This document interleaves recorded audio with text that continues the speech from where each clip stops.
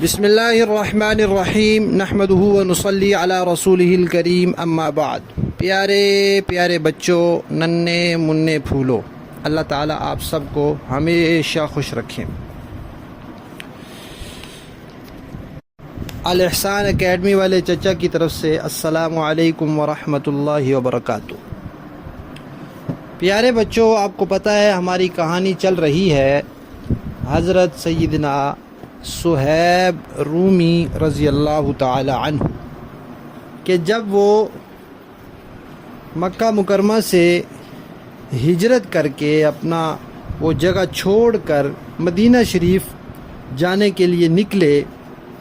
تو اس وقت کے جو مکہ میں کافر تھے، مشرک تھے،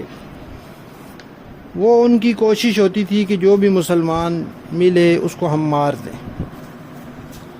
تو وہ ان کے پیچھے آئے۔ حضرت صہیب نے ان سے کہا کہ دیکھو، دور سے آواز دی اور کہا کہ میرے پاس تیر ہیں بہت سارے، اور تمہیں پتہ ہے کہ میں بہت زبردست تیر انداز ہوں، لہذا میں تو پہلے تیروں سے آپ لوگوں کو ماروں گا، اور پھر جب میرے تیر ختم ہو جائیں گے تو پھر میں تلوار سے مقابلہ کروں گا، میرے پاس تلوار بھی ہے۔ تو یہ آپ لوگوں کے لیے سستا سودا نہیں ہے، ہو سکتا ہے تم سارے ہی مر جاؤ۔ البتہ ایک بات میں تمہیں بتاتا ہوں تمہارے فائدے کی، اگر تم یہاں سے واپس چلے جاؤ اور مجھے تنگ نہ کرو اور مجھے جانے دو، تو مکہ میں ایک جگہ میں نے اپنا مال رکھا ہے، پیسے ہیں، وہ تم لے لو، وہ تمہارے ہوگے، مجھے جانے دو۔ کیونکہ پیارے بچوں، وہ تو اپنا دین بچا رہے تھے، ایمان بچا رہے تھے، اللہ تعالیٰ کا حکم تھا کہ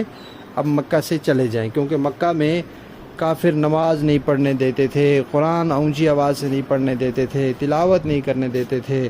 دین کی دعوت نہیں دینے دیتے تھے۔ تو کافروں نے کہا ٹھیک ہے، آپ ہمیں جگہ بتائیں، آپ کا مال ہم لے لیتے ہیں، آپ بے شک چلے جائیں۔ تو اس طرح کر کے وہ چلے گئے۔ اللہ تعالیٰ نے نبی پاک صلی اللہ علیہ وسلم کو بتا دیا کہ ایک آپ کے پیارے صحابی، انہوں نے اللہ تعالیٰ کی دین کی خاطر اتنی بڑی قربانی دی کہ کافروں کو اپنا مال سارا دے دیا۔ تو جب وہ پہنچے، حضرت صہیب نبی پاک صلی اللہ علیہ وسلم کے پاس پہنچے، تو نبی پاک صلی اللہ علیہ وسلم نے ان سے فرمایا کہ آپ نے جو سودا کیا ہے وہ بڑا فائدے کا سودا ہے، وہ نقصان کا سودا نہیں ہے۔ یعنی آپ نے پیسے دے کے اپنا ایمان بچا لیا ہے، اور وہ ہو سکتا ہے آپ کی قتل کر دیتے، شہید کر دیتے، آپ اپنی جان اور ایمان بچا کے آگے، پیسوں کی کیا بات ہے، پیسے تو آتے جاتے رہتے ہیں۔ تو اللہ تعالیٰ نے قرآن پاک میں پھر ایک آیت بھی نازل کی، وَمِنَ النَّاسِ مَن يَشْرِي نَفْسَهُ ابْتِغَاءَ مَرْضَاتِ اللَّهِ وَاللَّهُ رَءُوفٌ بِالْعِبَادِ۔ اس آیت کا مطلب یہ ہے کہ کچھ اللہ کے نیک بندے ایسے بھی ہیں کہ جو اللہ کی رضا کے لیے اپنی جان بیچ دیتے ہیں۔ پیارے بچوں، حضرت صہیب رضی اللہ تعالیٰ عنہ نبی پاک صلی اللہ علیہ وسلم کے اتنا قریب رہتے تھے کہ ایک مرتبہ انہوں نے خود فرمایا، انہوں نے کہا کہ جب کبھی نبی کریم صلی اللہ علیہ وسلم جہاد کے لیے گئے، میں بھی ساتھ کیا،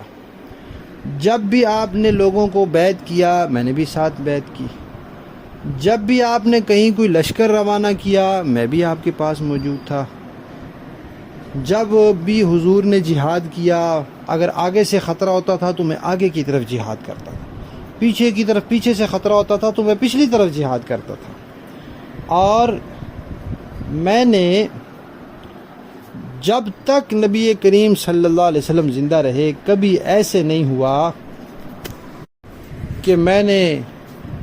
رسول اللہ صلی اللہ علیہ وسلم کی حفاظت سے کوئی کوتاہی کی ہو۔ یعنی جب بھی کوئی لڑائی ہوتی تھی میں نبی کریم صلی اللہ علیہ وسلم کے پاس رہتا تھا اور ان کی حفاظت کرتا تھا، اور جو کافر ان کی طرف آتے تھے میں ان کو مارتا تھا۔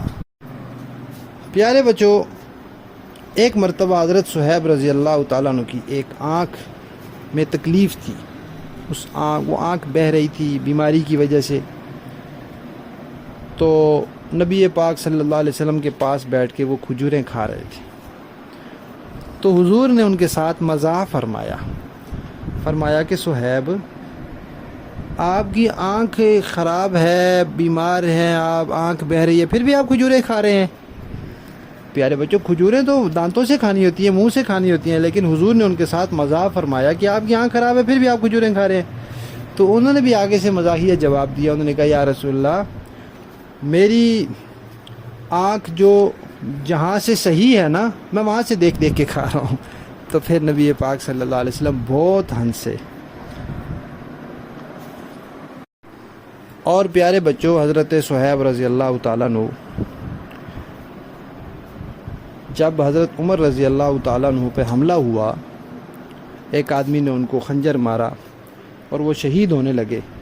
تو حضرت عمر نے کہا کہ بھائی جب تک مسلمان اپنا کوئی خلیفہ مقرر نہیں کر لیتے تب تک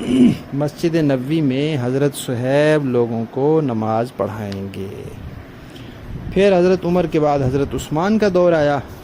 اس دور میں حضرت صہیب رضی اللہ تعالیٰ عنہ فوت ہو گئے۔ حضرت صہیب رضی اللہ تعالیٰ عنہ والی کہانی ختم۔